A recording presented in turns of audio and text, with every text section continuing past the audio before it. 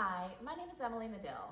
I'm here with what I call my weekly happiness video where I read aloud my weekly featured article.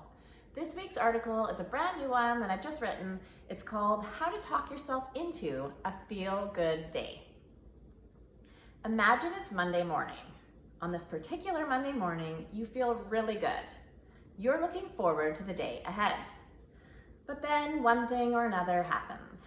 Maybe you get distracted by the news or an upsetting text message. Or you realize halfway into your commute that you forgot something important. Perhaps you are on top of your game, but your spouse or your pet or your kids are not. They are moody, sick, or unreasonable, and their dark cloud casts a shadow over your sunny disposition. How can we recover our good cheer when things go sideways? It's natural, easy to feel good when we have a handle on all the threads of our life. But variables outside of our control can come at us quickly and unexpectedly. These twists and turns show up, and before we know it, the tone of our thoughts, mood, and day take a new direction. Often, our default pattern is to move forward on autopilot. Instead of resetting, we carry or drag the minor mishaps and major problems of the world around with us for the rest of our day. Luckily, each day is divided into multiple intervals of time. Each new experience we walk into contains its own unique opportunity to reset and feel different.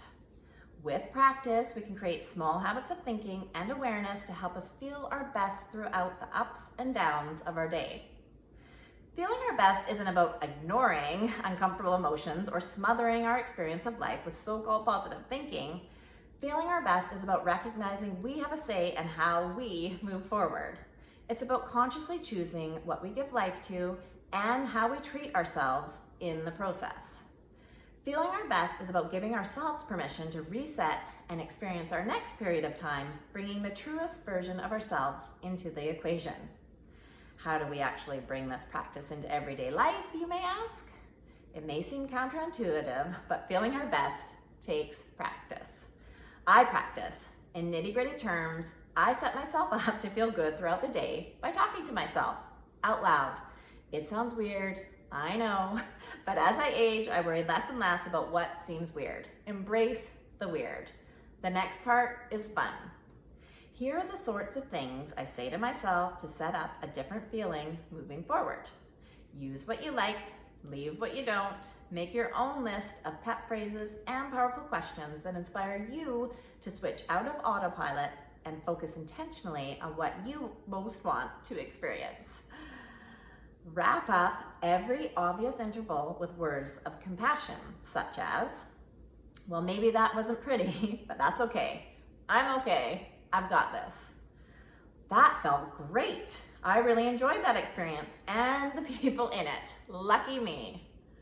Oh dear, I wish I didn't say that or do that. I can't change that now, but I can reach out and own my part. I can move forward from an accountable place. Whew, that was hard. A disaster, really. Oh well, what can I do at this point? Not much. I think a reset is in order. New opportunity coming right up. I feel really sad, upset, mad, or jealous. I needed to let that out. It's okay to feel what I'm feeling. I'm not going to let others dictate how I feel about myself. I'm the boss of me and I'm a good person. Thank you very much. And the final example here of wrapping up every obvious interval with words of compassion is, I wish this moment would last forever. Life is good. So then in the next section, you'll set up the next interval and experience with powerful questions. So it's about who you most want to be walking into this next opportunity or experience of time coming up. Because our day is divided into intervals of time. So here are some examples. How can I bring the best version of me into this next setting? How do I most want to experience the people I'm about to interact with? What feeling do I most want to walk away with in this next period of time? What might feel different if I simply slow my roll and shelve that worry until later? Who do I most want to be in this situation? What kind of friend, listener, neighbor, customer, coworker? And then finally, new experience coming right up. Take in 3 slow, deep, intentional breaths. What am I releasing and what am I making room for?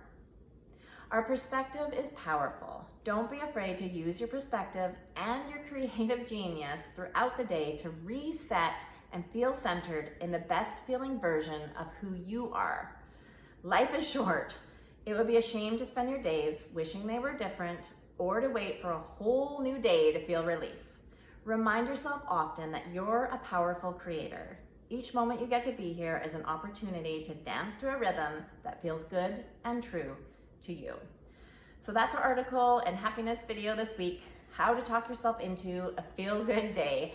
And it's up on my website, emilymadill.com, and it's featured up on thriveglobal.com. I'm honored to be one of Thrive Global's editors at large, so I do share all of my writing out on Thrive Global as well as my website, and I'll include a link to this article below this video so you can have a look at the examples that I gave, just to kind of get you thinking about some of the different things that you can say to yourself. And I do think it's really powerful to say it out loud to yourself throughout the day, so that if your day is kind of going sideways, or something unexpected happens, and you're just really feeling it, to not ignore those feelings. That's not what this is about. It's about just looking at where we have opportunities in our day. If we're walking into new opportunities, our day is, if you start to look at it, it is divided into multiple intervals of time. So just consciously using those next sort of intervals of time to set yourself up to feel different. So it's about, asking yourself, who do I want to be in this next setting? Like how can I be the best mom I can be in this next setting, or the best friend, or the best listener, or the best driver, whatever that looks like in your next setting. So really just empowering yourself to put yourself back into the driver's seat of your life and your day, and how you feel about your day, and just seeing how that feels when you implement that practice into your everyday life. Obviously, we can kind of get swept up in our days, and we're not that, not many of us are not that self-reflective that we're going to be doing that in every instant. But it's like everything, when you start to create small habits, and using sort of like habit stacking, so using those intervals of time as opportunities to kind of ask yourself that question, like, how do I want to feel in this situation? Rather than taking that sort of bad mood or that yucky feeling that you might have into a new experience with new people and a new opportunity to feel different. So that's our article and ideas this week to just to feel better in your day, and to reset as often as needed.